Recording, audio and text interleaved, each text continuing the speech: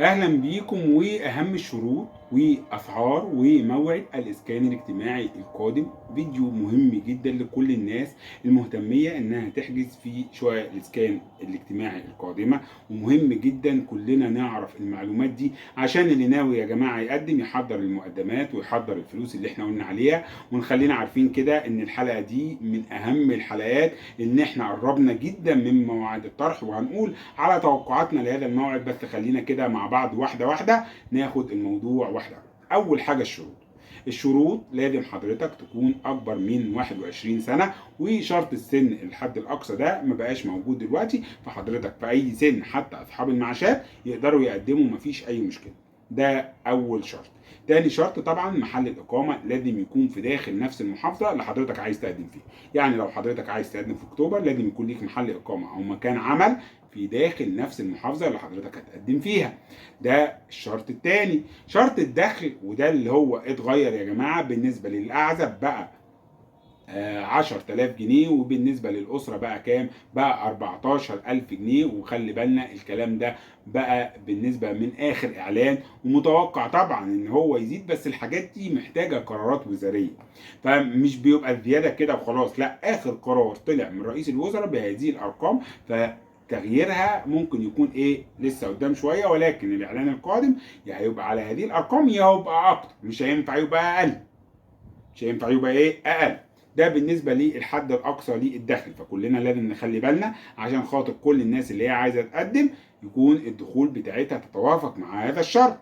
تالت ولا رابع حاجه وكلنا نخلي بالنا منها، ان انت لازم يكون معاك مقدم الحجز.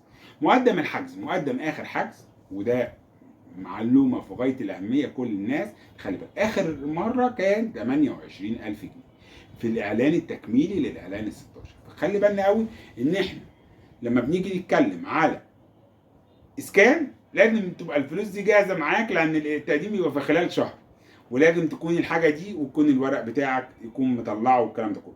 لازم يكون معاك مفردات مرتب من العمل بتاعك، لازم يكون ليك وظيفه. لو انت طالب ومالكش وظيفه وعديت 21 سنه بتعمل ان انت ليك وظيفه بشهاده دخل عند محاسب قانوني. وشرحنا الحاجات دي كلها واتكلمنا وقلنا مفيش حاجه اسمها واحد عدى 21 سنه ما يقدرش يقدم. اعمال حره تقدر تقدم، لو حتى ما تشتغل تقدر تقدم.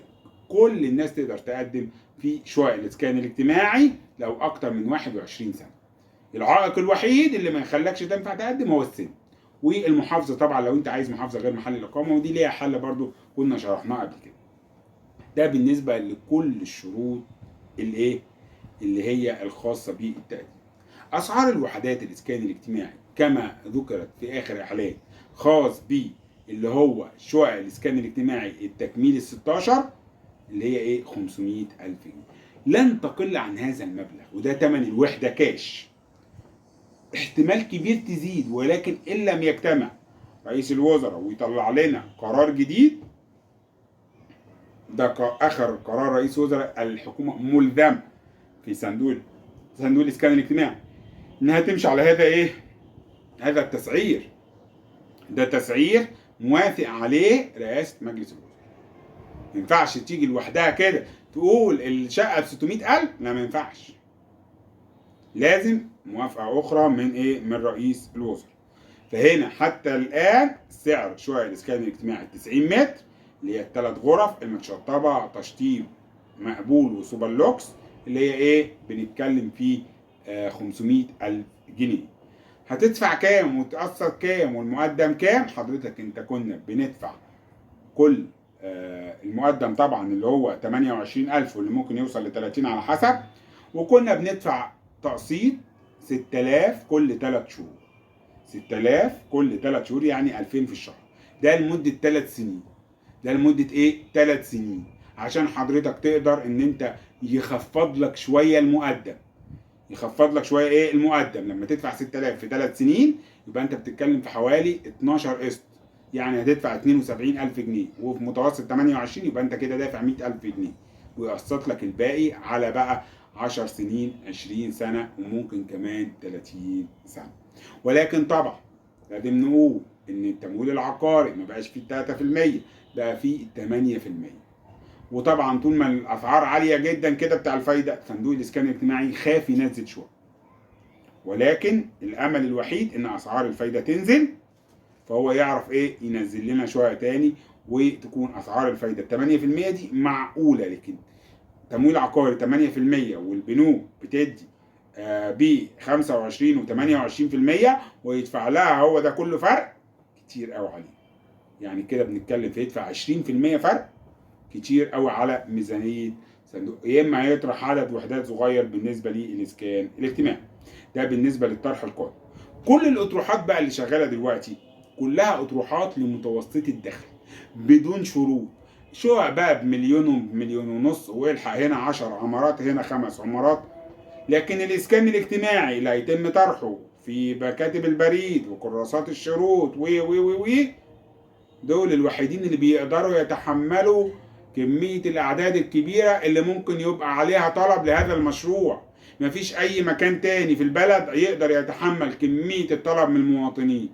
أنت لو نزلت 10,000 شقة هيقدم عليهم نص مليون، هيقدم عليهم إيه؟ نص مليون مواطن، وممكن مليون مواطن، ممكن مليون. مين بقى يقدر يتحمل يستقبل؟ هو البريد المصري اللي بتاع الازمات اللي وزع علينا مش عارف ايه وايه. طبعا قاعد يقول لي يا عم ده زحمه، يا سيدي ما هو الوحيد اللي يقدر يتحمل ده هو البريد المصري. مفيش اي جهه حكوميه تانية في البلد تقدر تتحمل كميه هذا الزحام الا البريد المصري، وعشان طبعا توزيعه كبير جدا. الاسكان الاجتماعي الموعد المتوقع إن استطاعت الدولة إن ممكن تنزل حزمة أخبار اقتصادية سارة للمواطنين هو شهر 10 القادم إن شاء الله.